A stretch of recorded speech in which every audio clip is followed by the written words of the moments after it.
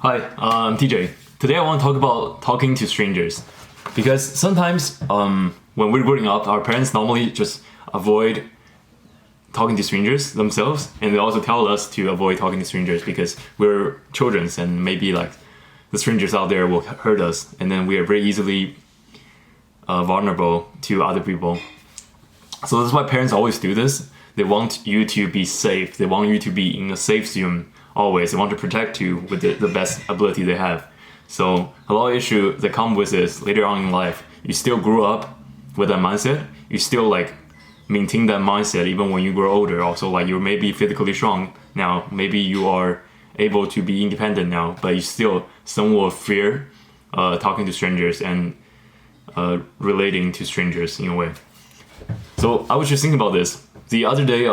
This random like Russian lady came up to me. Like I was just walking down the sidewalk back to home, and then she's walking across from me, and then she was like, "Hey, where you from?" And she said, "Hey, where you from?" But like in Russian accent, which I couldn't imitate.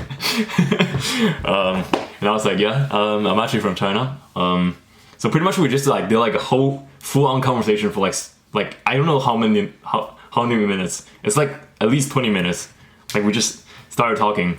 Like she's from Russia, but like she's in this specific province that's pretty much has a Polish background. Which is very interesting. He also talked about like Russians by ethnic diversity, which I didn't think about. I just assumed Russians are a single group of people, but apparently there's a lot of ethnic groups in Russia. And she talked about like moving to Canada and then making her family here like recently, which is actually like pretty interesting. And I never think that would make me happy, but I did. Like just talking to strangers, I didn't initiate it, but it made me feel very good, like almost in a way that I'm accepted to the community around me. So I find that to be very interesting. And I noticed also when I'm talking to other people, when I'm actively engaging with the strangers, I do feel like a boost of mood, because most strangers are harmless, right? You need to think like maybe like I would say like nowadays there might be like 2% of strangers that might be dangerous, but you can tell like by looking at them you can tell they're dangerous. So you just don't talk to those people. But like majority of people, like at least like clean dressed, they look nice, it's approachable. Like when you talk to them, you can actually like feel good about doing it, because this in a way like kind of settle you down, ground you a little bit in your immediate surroundings. Because nowadays like we don't even know our neighbors. I have no idea who my neighbors are. Like I live in a rental home, so I don't even know who lives in the basement pretty much.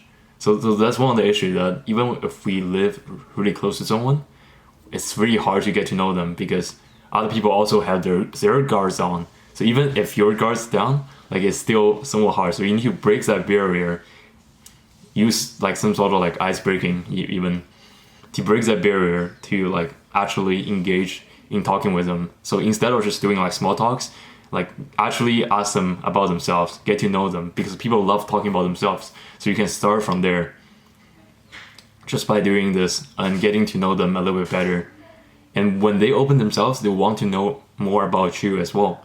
And maybe you can make new friends in your immediate surroundings. I know that might be like not entirely appealing, because nowadays like you can make friends online, I suppose. But making friends online is a completely different board game as making friends that are close to you. Because when you're in need, when you're like in physical need, maybe like you want to borrow something that you don't own yourself, you don't pay for it, because paying for stuff is redundant if you can just rent it, right?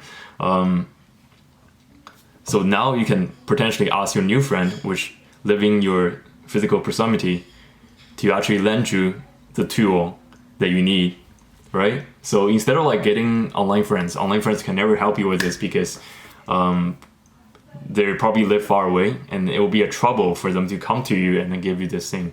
But if you live close to them, it's not an issue. So there's actually a huge demand, in my opinion, to get to know your neighbors, to get to know people in your immediate community.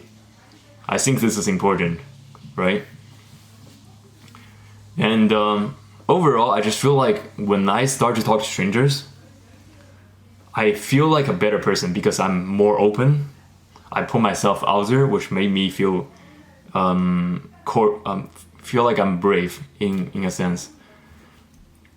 And you can kind of tell that when you're opening up to people, people like open up to you too.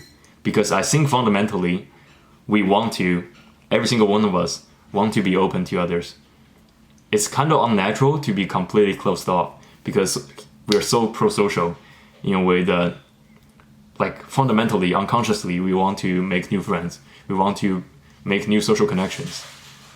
But it just made it hard by cities, for example. So imagine yourself is in a small village, fishing village, somewhere in Tokyo, neighbor countryside.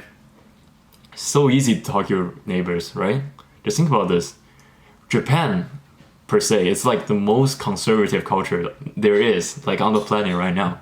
And still, imagine that scenario, you're in a small village out there, and you can still literally talk to anyone. That's how crazy it is. So it's not even about the culture. The culture plays a little bit effect. Like East Asians and like South Asians are a little bit more closed off. But literally, it doesn't even matter with the culture. Because when you're in a smaller countryside scenario, you will be automatically pro-social.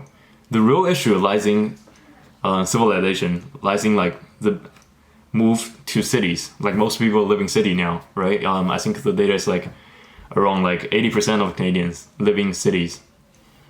And mostly they live in places like Vancouver, Toronto, Montreal. So in these places, it's impossible for you to get to know every single person around you. Because there's so many people, there's simply so many people, our brain cannot keep up with this amount of people. So when we walk down the subway, when we walk on the street, we view people as hostile, right? We view the stranger walking across us as hostile.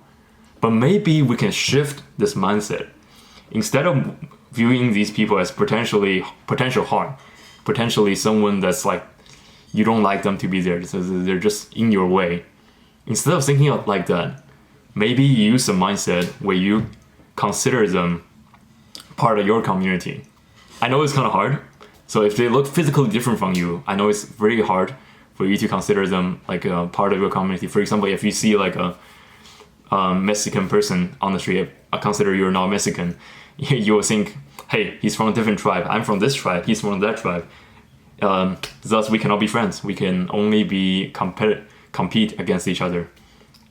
But think of it this way. What if you consider him like part of your own community? Because we are in a global society. There's no real borders. There's no like real border of culture. There's no real border of ethnicity. So we understand human relationship in a way that if I accept you and you accept me, we could be friends, which is true. Because from my experience, I talk to like literally every single like culture on planet Earth. I try at least. And then I make friends with literally everyone because nowadays like people are not that dissimilar. Because globalization, like our culture, like our, it's the kind of like the culture, the border of different cultures are blurring. Because like mass media and stuff, also they're not good, but still like that makes us so easy to communicate between each other. If we know this language, like universal language, English, you can potentially communicate with every single person on the planet that speak English. And when you can communicate with them, you can potentially make friends with them. So they are no longer your stranger. Also, you see them coming down on the street, looking like a stranger, but you can think in a way that's so like magical to me. You can think in a way, you can perceive the world in a way that you consider them your community. That's why like you see a lot of older people, they're actually like cooler with this, right? Some of the older people, like when they walk down the street, they actually smile to you, they actually greet you, right? They're just walking their dogs and then they see you, it's like, hi, how's it going? Good morning? Something like that. Or they just smile at you very nicely, not in a creepy way at all. And then they make you feel so much welcomed to be here, present at this moment. And I think that's so important. Imagine if you walk down the street, you smile to the people that like cross your eye, like make eye contact with you, and then you smile at them, and then they feel good, and you feel acknowledged too. we can create such a pro-social environment around us, and I think it's possible, right? So these are my thoughts. Essentially, the takeaway from today is go meet some strangers. It's gonna be beneficial for you because you're gonna love it. You're gonna love the experience. You're gonna be so much happier after talking to strangers and meeting strangers, greeting strangers with even your eye contact. Something very simple. It doesn't take you too much time. And then just view the world as a friendly place to start with. Don't view the world as a dangerous place, as the kind of world view that your parents want to put onto you when you were younger, because you're no longer young. You're probably an independent person if you're watching this. So think about this and consider accepting the world as what it is, and accepting the people that walk past you on the subway, walk past you on the street as a potential friend, a potential connection that can be made, a potential part of your network, a potential part of your family.